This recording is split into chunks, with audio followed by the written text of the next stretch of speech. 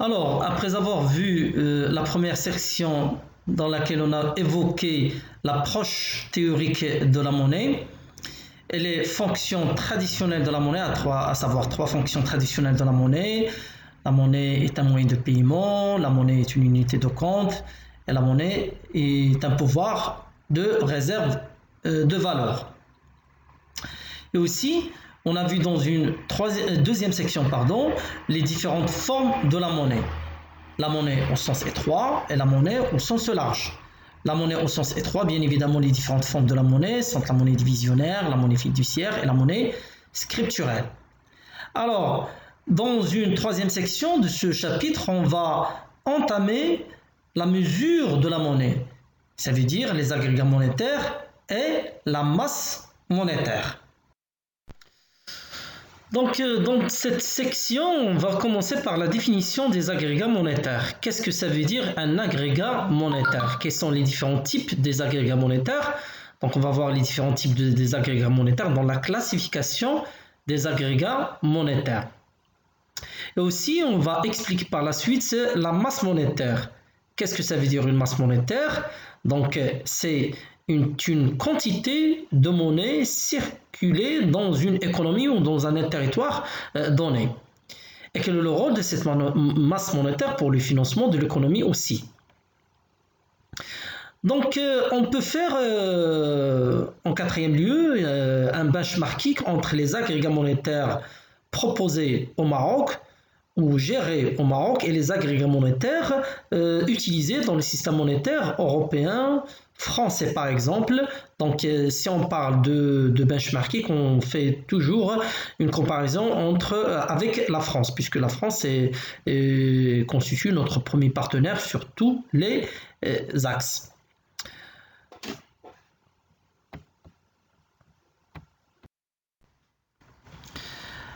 On va commencer par l'agrégat monétaire. La définition de l'agrégat monétaire.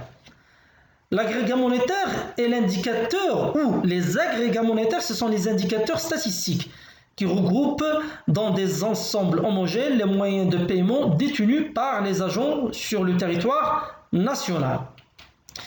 Et les autorités monétaires, bien évidemment, contrôlent l'agrégat monétaire qui est coté de la monnaie au sens strict, comprend des actifs aisément liquidables. Les banques centrales assurent alors le suivi des agrégats et leur publication pour anticiper aux agents économiques si la quantité de monnaie en circulation augmente plus vite que le volume de la production. Ça peut entrer dans le mécanisme de la politique monétaire menée par l'autorité monétaire. Tout d'abord, quelles sont les formes actuelles des agrégats monétaires? Ce sont en général des actifs monétaires, des billets de banque et des pièces qui sont par excellence immédiatement acceptées en paiement, comme par exemple les comptes à vue, les placements réglementés, les plans d'épargne contractuels. Ce sont en général les formes actuelles des actifs monétaires.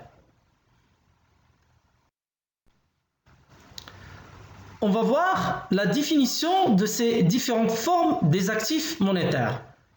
Donc les actifs monétaires en général non négociables à vue ou à terme sont constitués des dépôts retirables à vue, ça veut dire à vue, retirable, ça veut dire à vue, au non, ça veut dire à terme, détenus dans les banques ou sur le trésor qui sont remboursables uniquement à leur guichet.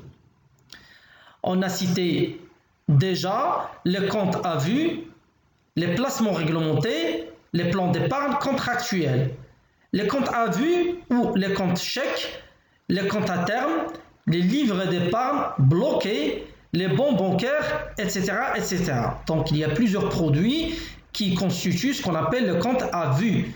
Ça veut dire des comptes qui sont constitués qui constituent des dépôts retirables. Il s'agit totalement des actifs liquides immédiatement ou à échéance. Deuxième forme actuelle des actifs monétaires, les placements réglementés. On a aussi plusieurs formes, plusieurs produits qu'on peut les trouver auprès des banques commerciales comme étant des placements réglementés, comme par exemple le livret A, livret B, livret jeune, livret d'épargne populaire, Codivi, compte d'épargne logement, etc., etc. Ce sont des actifs un peu moins liquides car l'argent n'est pas disponible directement. Pas de détention de moyens de paiement. Cela veut dire que ce sont des moyens d'épargne effectués par les agents économiques, à savoir les ménages et les entreprises auprès des banques commerciales. Les plans d'épargne contractuels, ce sont des plans d'épargne logement par exemple.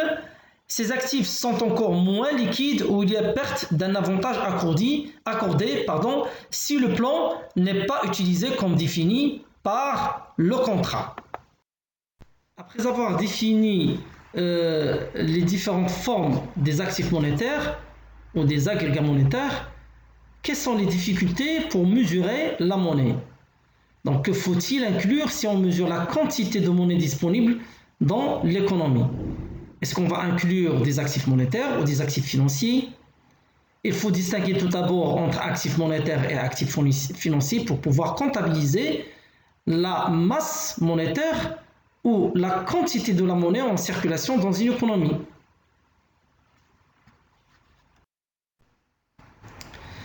La qualité attendue des agrégats monétaires ou les qualités attendues dans les agrégats monétaires sont au nombre de 4.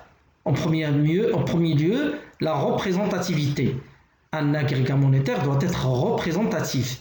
Ça veut dire qu'il doit être capable de refléter correctement la capacité de dépense des agents économiques.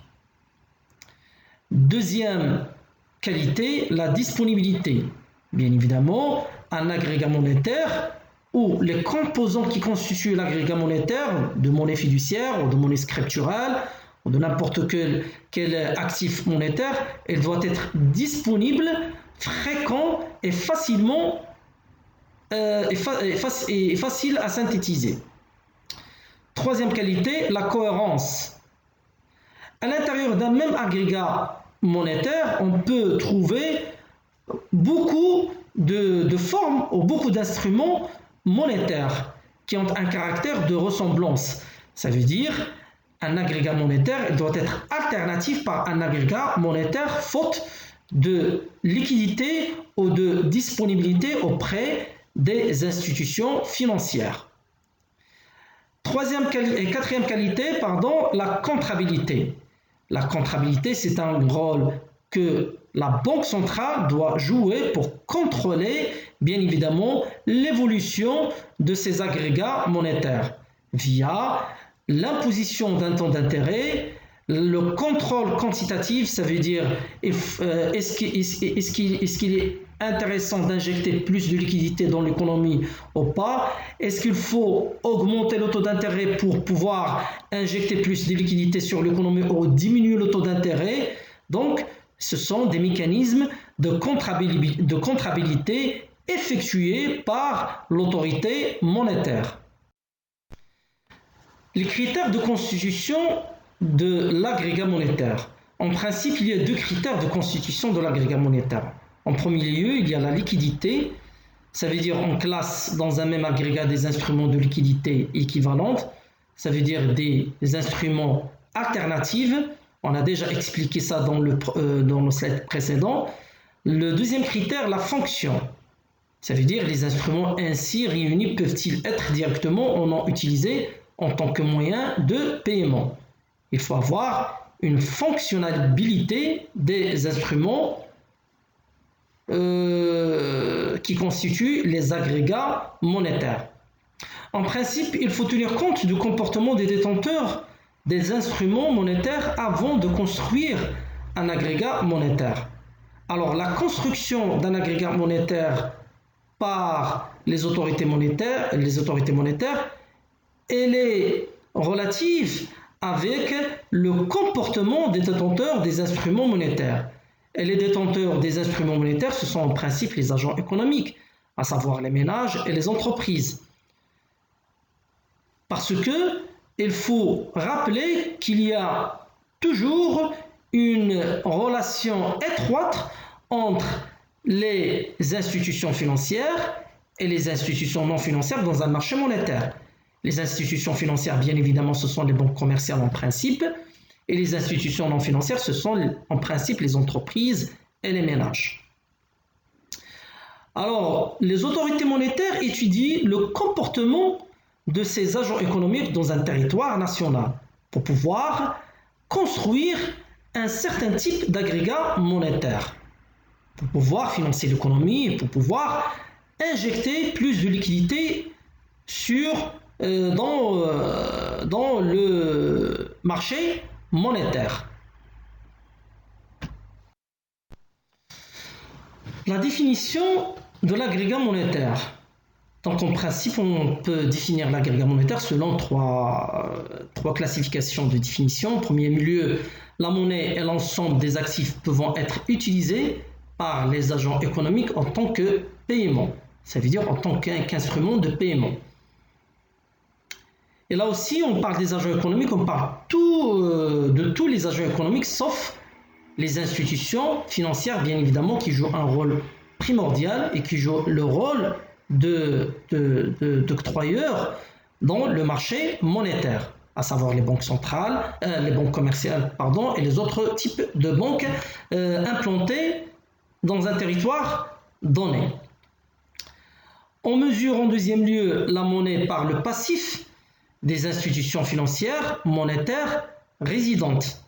Donc si on veut comptabiliser la quantité de monnaie en circulation, on comptabilise le passif des institutions, on mesure la monnaie par le passif des institutions financières, ça veut dire les ressources des institutions financières et monétaires résidentes en matière de liquidité, en matière des dépôts imposés ou déposés par les autres agents économiques non financiers.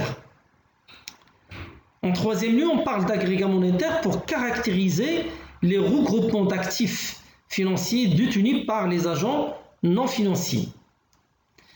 En principe, les agrégats monétaires sont au nombre de 4, M1, M2, M3, M4.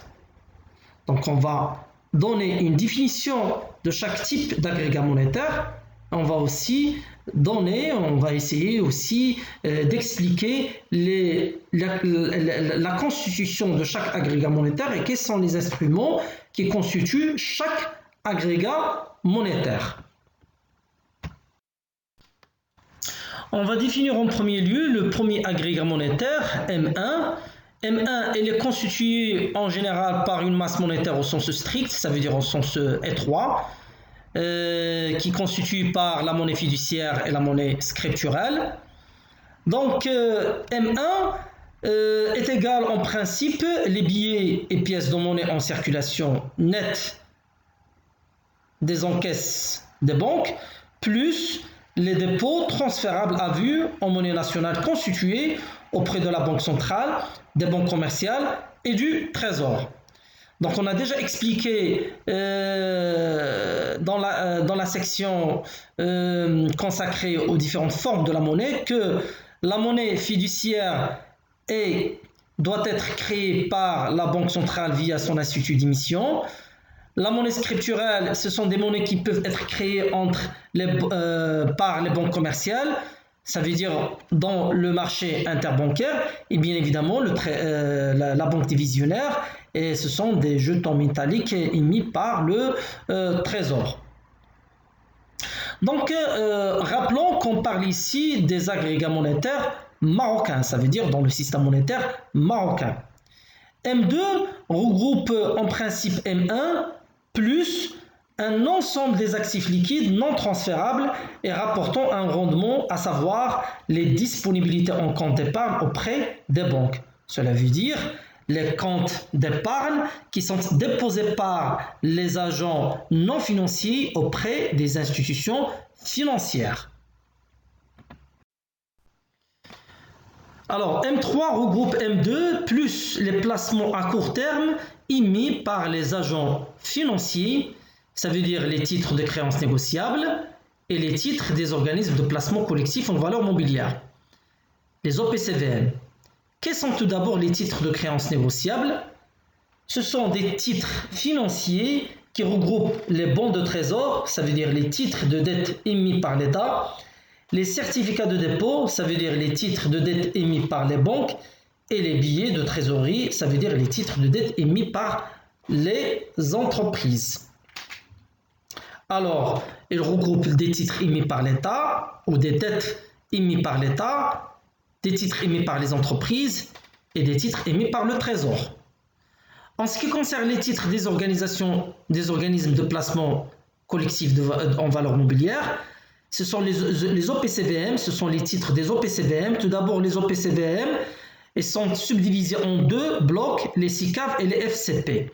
Les SICAV, ce sont les sociétés à capital variable et les FCP, ce sont les fonds communs de placement. Les OPCVM, ce sont des organismes qui gèrent le portefeuille d'actifs pour le compte d'épargnants qui sont leurs actionnaires. Ça veut dire ce sont des organismes qui gèrent les opérations des achats et de vente des produits financiers au sein du marché des valeurs mobilières. Donc on va voir ça en détail dans le chapitre consacré au marché des valeurs mobilières, ça veut dire de la bourse.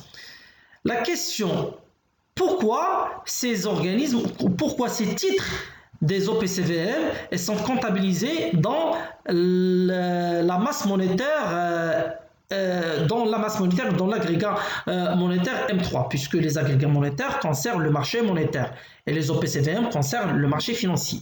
Parce qu'avec le développement du système financier et du système monétaire en général, il est devenu une interconnexion et interdépendance entre les marchés financiers, ça veut dire entre le marché monétaire et le marché financier. On peut trouver un OPCVM au sein d'une banque qui gère les produits financiers à partir d'une banque. Et c'est pour cela que les titres des OPCVM sont comptabilisés dans l'agrégat monétaire M3. Rappelons qu'on parle toujours des agrégats monétaires marocains. M4, en plus de M3, il comprend les titres émis par le Trésor, ça veut dire les bons de trésor négociables, et les billets de trésorerie, plus les bons à moyen terme négociables émis par les sociétés. Tout d'abord, que signifie un bon de trésor négociable? Un bon de trésor est un titre d'emprunt émis par l'État et remboursable à échéance. Les bons de trésor sont des titres obligataires émis par l'État via l'intermédiaire de trésor public. On a déjà dit que le trésor est la banque de l'État. Le trésor qui représente l'État sur le marché monétaire. Et l'acheteur d'un bon de trésor se retrouve donc créancier de l'État. Créancier de trésor, ça veut dire créancier de l'État. Les billets de trésorerie d'une durée d'un jour à un an est un titre de créance négociable, un crédit inter-entreprise, c'est-à-dire que les entreprises qui sont en phase de besoin de trésorerie vont émettre elles-mêmes des billets de trésorerie qui vont être achetés par d'autres entreprises ayant des facilités de trésorerie. Ici, quand on parle de trésorerie, il ne faut pas confondre entre le trésorerie et le trésor. On a dit que le trésor, c'est la banque de l'État. C'est une institution monétaire qui émet la monnaie divisionnaire et qui a des transactions, des bons de trésor sur le marché monétaire. Mais le trésorerie, ça veut dire la liquidité. Ça veut dire la liquidité au sein d'une entreprise ou au sein d'une banque. On a dit que les billets de trésorerie, ce sont en principe des titres de créances négociables. Ce sont des crédits inter-entreprises, c'est-à-dire que les entreprises qui sont en phase de besoin de trésorerie vont émettre elles-mêmes des billets de trésorerie qui vont être achetés par d'autres entreprises ayant des facilités de trésorerie. En ce qui concerne les bons à terme négociables émis par les sociétés, le bon à moyen terme est un titre de créance négociable aussi d'une durée initiale supérieure à un an, pouvant être émis sur le marché monétaire. C'est un crédit aussi inter-entreprises, c'est-à-dire que les entreprises, généralement les plus grandes ou les établissements de crédit qui sont en phase de besoin de trésorerie, ça veut dire besoin de liquidité, vont émettre elles-mêmes des bons à moyen terme négociables qui vont être achetés par d'autres entreprises ayant des facilités de trésorerie. Voilà un récapitulatif de tous les agrégats monétaires qu'on a déjà vus. Donc en principe M1 il est constitué par les billets plus les dépôts à vue. M2 comprend M1 plus les placements à vue. M3 plus M2, il comprend les placements à court terme. M4 plus M3, il comprend les bons de trésor plus les billets de trésorerie. Voilà en général un récapitulatif de tous les agrégats monétaires qu'on peut le trouver circuler dans la masse monétaire ou dans l'économie sur le marché monétaire marocain. Donc en général, dans le marché monétaire ou sur le marché monétaire, on a deux critères de classification. Un critère de détenteur et un critère de liquidité. Le critère de détenteur, c'est la classification par nature de l'émetteur. Le critère de liquidité, ce sont les classifications par ordre de liquidité. Cela veut dire la masse monétaire en circulation dans l'économie. Critère du détenteur. En ce qui concerne les critères de détenteur, on va classifier ce critère selon les agents économiques. On commence par le bilan des ménages. Bien évidemment, dans le bilan de ménage, on trouve l'actif et le passif. Dans le passif, on trouve le revenu permanent comme étant une ressource de ménage. Et dans l'actif, on trouve les actifs réels, ça veut dire les actifs palpables. L'actif financier, ça veut dire des produits financiers qu'on peut le trouver dans le marché des valeurs mobilières. Et les actifs monétaires, ce sont en principe les créances sur la banque centrale et les créances sur les banques commerciales. Les créances sur la banque centrale, ça veut dire on fait allusion à la monnaie fiduciaire. Et les créances sur les banques commerciales, on fait allusion à la monnaie scripturale. En ce qui concerne le bilan des entreprises, on trouve dans le passif, ça veut dire les sources de l'entreprise, les capitaux propres. Rappelons que les capitaux propres de l'entreprise, ils sont subdivisés en capital financier et capital technique. Capital technique, ça veut dire le matériel, etc., etc. Et le capital financier, ce sont des capitaux propres de l'entreprise en liquidité. Et aussi l'endettement, puisque les institutions financières financent, donc sa principale mission, c'est le financement de l'économie, ça veut dire le financement des entreprises et les investissements de l'entreprise. En contrepartie, l'entreprise met dans son passif l'endettement.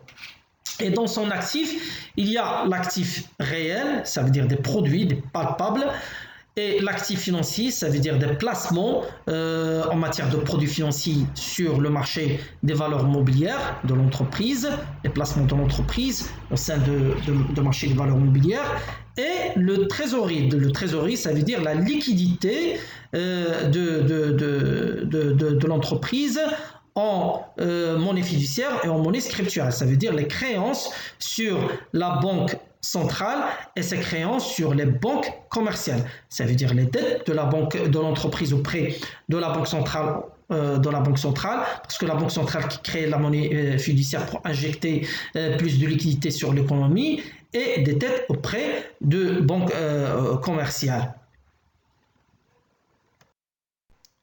Le bilan des banques, on trouve dans le passif, les dépôts bancaires. Ça veut dire les dépôts bancaires, ça veut dire les dépôts déposés par les autres agents économiques, à savoir les ménages et les entreprises. en matière des actifs monétaires et des actifs financiers. Et dans l'actif, on trouve les créances sur l'économie. Les créances sur l'économie, ça veut dire que les banques qui financent l'économie en général via l'octroi des crédits, donc généralement dans l'actif de l'entreprise, on trouve les créances sur l'économie. Aussi, on trouve les actifs monétaires, ça veut dire les nets, créances sur la banque centrale et créances sur les banques commerciales. Créances sur la banque centrale parce qu'il y a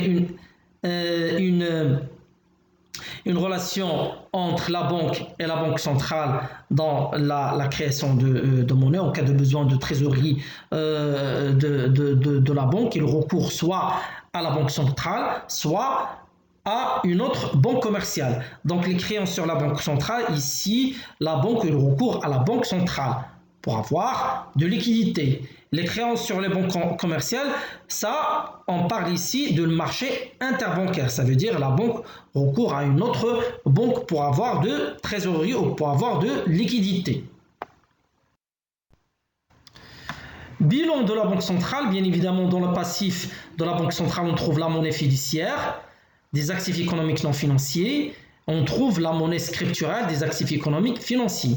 La monnaie fiduciaire des actifs économiques non financiers, bien évidemment, c'est les sources de la Banque centrale en matière des actifs de monnaie fiduciaire et bien évidemment de devises aussi. Et la monnaie scripturale des actifs économiques financiers parce qu'il y a une relation ou des transactions qui sont effectuées entre la banque centrale et les banques commerciales en matière de monnaie scripturale. Ça veut dire des transactions qui sont effectuées entre la banque centrale et les banques commerciales. Et dans l'actif, on trouve les créances sur l'extérieur. Les créances sur l'extérieur, ça veut dire que la banque centrale qui a l'habilité de financer ou de payer les factures de l'État en matière de devises. Parce que la banque centrale, elle achète des devises et de l'or, les devises pour payer nos transactions commerciales à l'échelle internationale. C'est pour cela que dans l'actif de la banque centrale, on trouve les créances sur l'extérieur. Les créances sur l'extérieur, non seulement le paiement de nos factures des transactions commerciales, mais aussi des créances et des dettes auprès des banques à l'extérieur. À savoir la Banque mondiale ou le FMI. Les créances nettes sur l'intérieur, ça veut dire les créances auprès des institutions financières. Les contreparties de la masse monétaire, on a trois compartiments. Dans les contreparties de la masse monétaire, on trouve les créances extérieures, les créances sur l'État et les créances sur l'économie. On va expliquer ça dans les slides suivants.